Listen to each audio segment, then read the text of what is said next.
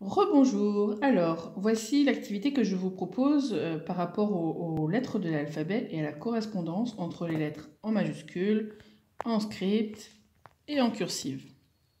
Vous allez avoir deux possibilités, soit imprimer les alphabets dans les trois graphies que je vous mets en pièces jointes, ou alors faire comme moi et puis réaliser des petites cartes. Ça m'a pris un quart d'heure pour faire mes petites cartes et les découper, ça évite d'imprimer.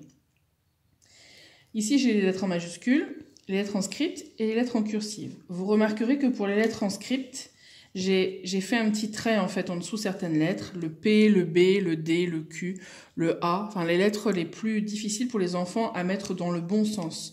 Comme ça, ils savent que le trait doit être en bas.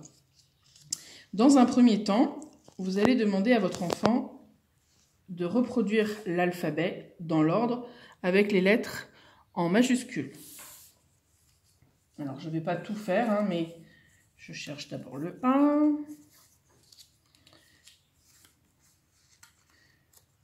Voilà. Et à chaque fois, bien insister pour qu'il vous nomme la lettre. A, B, C, D, etc., etc. Hein, E,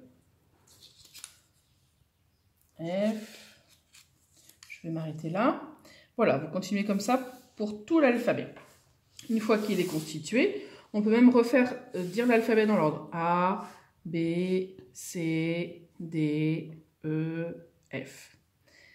Voilà en majuscule. Ensuite, l'objectif, c'est de remettre toutes les lettres scriptes en dessous de leurs jumelles en majuscule. Peu importe l'ordre, votre enfant a le droit de prendre les cartes au fur et à mesure, ou alors de faire dans un premier temps celle qu'il connaît. On verra que les enfants ont beaucoup de facilité avec les lettres qui sont quasiment similaires entre les différentes graphies. Pour d'autres, c'est beaucoup plus compliqué. Vous allez avoir des enfants qui vont avoir beaucoup de mal avec le B, le D, le P et le Q par exemple. Mais ça, c'est normal. Voilà, donc on fait ça pour toutes les lettres en script. Et puis enfin, on fait le même travail avec les lettres en majuscule.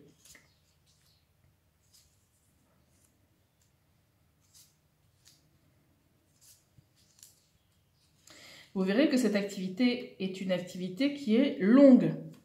Et c'est normal que ce soit difficile pour votre enfant. Ça va lui demander beaucoup de concentration. Donc si vous pensez que la saturation arrive vite, eh bien vous pouvez faire cette activité en plusieurs fois. Mais vraiment, s'il arrive à faire correspondre les trois alphabets correctement, eh bien ce sera vraiment super. Ce que vous pouvez faire aussi, c'est une fois que les trois frises sont bien ensemble, lui faire renommer les lettres, les unes après les autres. En majuscule, ça va être assez simple, dans les autres graphies, c'est plus compliqué. Voilà, autre activité que vous pouvez faire avec ces petites lettres. Par exemple, je choisis ces deux graphies, majuscule et puis cursive. Je mélange, alors je ne prends pas tout l'alphabet, je vais prendre par exemple 6 lettres. Je les cache et on va faire un jeu de memory.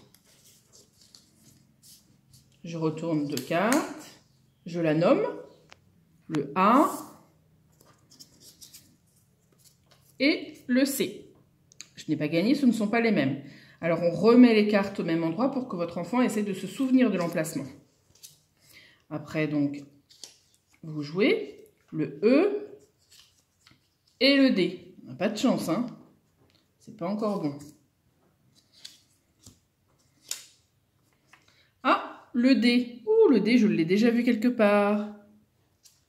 Et oui, il est ici. Donc, je gagne les deux petites cartes, etc., etc. Vous faites de la même manière jusqu'à épuisement des cartes.